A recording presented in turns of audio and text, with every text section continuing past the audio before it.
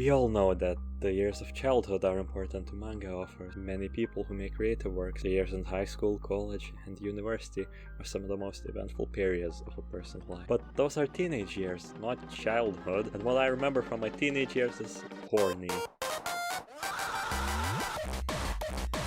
Our review should start with a quick sentence describing the game, but this is an idle gacha game. Describing this would be like me saying that grass is green, and that this game is worth your time. Reviews are just bundles of opinions anyway, and my opinion of this game is bad. But since watching reviews can make you confirm your doubts about the game, making you not even try it, even if you would have enjoyed it, I'll start with something a little different. Bias. You see, I'm quite a follower of the Queen's Blade franchise, mostly because surprisingly, I was 14 once. And at that time I was a fan of the source material, not the anime, not the novels, and not the other games. The visual combat books released in 2005, you can even find them now, somewhere. Every adaptation or related form of media just went downhill from there, and there's only one more part of the series I enjoy, but that will come later. The content of the good games will have to wait. Queen's Unlimited Blightworks Limit Breakdancing is a game published by G123, a game portal site that has not published a good game. Period. It is managed in Japan. How does a company like this, in a country that makes some of the best video games ever, stay afloat? You play the game by I don't really... okay, I figured it out. You press this button, then you press the battle button, then you pick out a team using complex mechanics like rolls, the weapon triangle, +2 bullshit, and skills that make a deep team-building experience. Except, I didn't care to look into it, even a bit.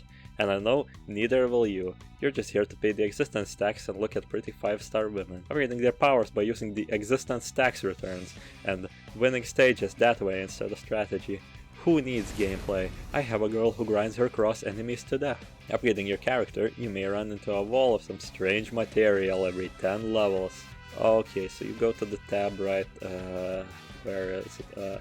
Oh son of... As you noticed, the UI for this game is a little, not good. The tower is where you get these gems. Just clear it when you're stuck, since if you beat 3 levels in a row it skips all the floors till you can beat them. Here is the event screen. The game has 3 Veil-bait events at the same time. If that doesn't tell you something, I don't know what will. It also has events completely unrelated to gameplay. Reminds me of something, but I can't put my hand on what. Look, if I name everything, we'd be here all day, so... Weapons, arena that doesn't work, exploration where you throw dice and get rewards that I couldn't bother completing ever, the shitty limited daily map exploration that literally makes me quit other gacha games, star-upping characters using characters of different elements with almost no changes, girl who rides her cross to attack, bathhouse, I wonder what this does, oh you pay gems that I didn't know I had and don't know how to get to up stats. It's obvious that this game didn't even capture me enough to make a good review. I recorded this review without a script before, and I can tell you, this video is not better off having one.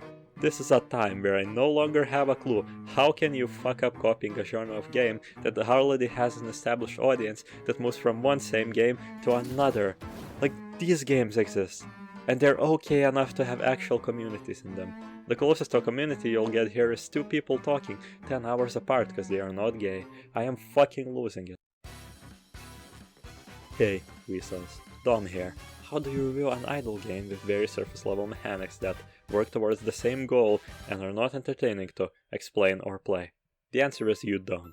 They literally could have translated White Triangle, the other Queen's Blade gacha game that already exists. Look, if you like these character designs and wanna scratch the sussy itch, just find the battle books. Or better yet, grab a PS Vita emulator and become Nihongo Jozo. Cause we're going back to a better time. Queen's Gate is an okay game, holding the spirit of the Queen's Blade series strongly. It also has a ton of collab characters, it's turn-based strategy RPG. At this time you may be wondering, Dom, what is the spirit of the Queen's Blade franchise? And it's simple, my friend. Girls battling each other and ripping each other's clothes off. That was the main appeal of the battle books too. And in my around 6 hours of playing the hellish browser monstrosity, I haven't seen a single image like this. This series was all about nakifying girls and then dumping your cum jar on them as you laughed cutely in sexual assault. Now it has been reduced to a spicy tab, which I didn't even have the energy to unlock. It's not bad that we stepped away from sexual assault, but it's still a step back. The hook on this game is bad.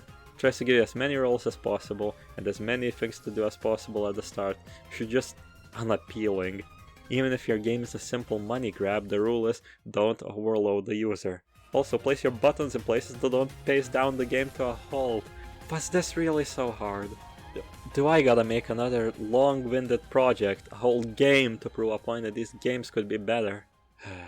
Unfortunately, fuck you, I don't, cause this old discontinued amazing idle game did it for me. Villain Rush is an idle game with gacha elements. You pull for area-specific characters that fight idly in their areas, as slowly the areas and the character roster expands. You earn gold to summon or buy all characters small stat upgrades. Dupes level up characters, and you can rebirth keeping all pull characters at level 1 and all previously unlocked areas already unlocked. You can use the rebirth currency to rank up character rarity, stat bonuses, and awaken them to get more upgrades and new art. There are gems that you slowly collect throughout the game for permanent upgrade. You can team build for raid battles and an adventure mechanic. It's genuinely a game I come back to every few months and I have the urge to complete it, whatever that may mean. All I can say is hey, when a game with an inconsistent art style and possibly stolen art is better, you should probably give up. This game is a shining beacon in hope in this space that someday maybe some developer will actually take their time and take the good qualities from gacha and incremental games to make something actually interesting from it. Maybe a game with more than one main quest to put multiple teams in. Maybe characters have non-combat stats that can be used in unlockable incremental minigames, since the personalized ramshackle experience of making a team is what makes gacha games good. Or even a rebirth mechanic that places you in a randomly generated area with different paths, enemies, and minigames each time. It would even allow the game to have more than one character ascension material, which sounds 10 times better already. Just no single main quest in Rebirth. The lolly Abyss game made me wanna blow my head out. For now, all we have is this game, and it will remain a cum stain on my ceiling of memories next to the rest of the Queen's Blade franchise, which should already be finished, dead, and out of my sight.